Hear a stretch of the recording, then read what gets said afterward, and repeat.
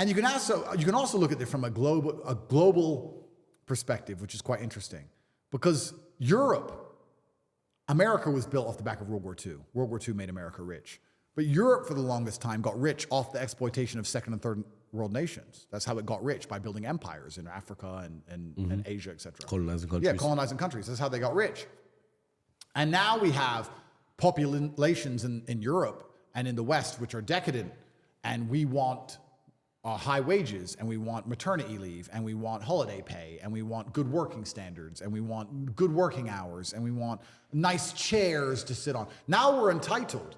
And if you're a company and you need slaves, do you want entitled slaves, or do you want slaves who are just going to do their job for low pay? And then you start to understand why immigration is being unchecked on purpose, so they can bring in people to try and work jobs for basically nothing, who don't want standard of living and don't want standard of work.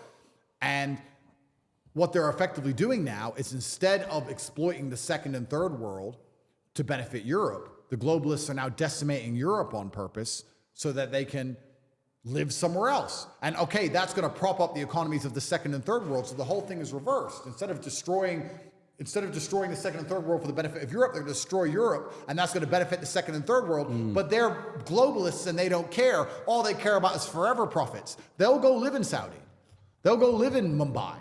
They don't care. They're not tied to the land or tied to the place like the average European is. So if you're the average man in a European country and you're not financially free and you're stuck somewhere in the middle, not only is your life going to get harder, but also the place you live in is going to get worse. Your wages are going to go down. Crime's going to increase. All of these things are going to happen so that the people in charge can get their forever profits and avoid all the mess they make. And it's all done purposefully. If I was an average person, I'd be genuinely afraid. I mean, it's easy for me because I have so much money. Okay, I'm currently restricted in Romania and I'm under a matrix attack and they'll put me in jail, blah, blah, blah. One day I'll get out and one day it will be over and I'll still be a millionaire and I can look at the map and go, where is safe? Tokyo, cool. Done. Most people can't do that. Yeah. They can't do that. They're stuck. And the fact that that doesn't bother them or they don't panic, I find flabbergasting. I mean, the iceberg has struck the Titanic. How long can you have a border where people can arrive by dinghy and throw acid in people's face until your nation has fallen? How long will you allow this to happen until you realize it's done? It's done. It's done.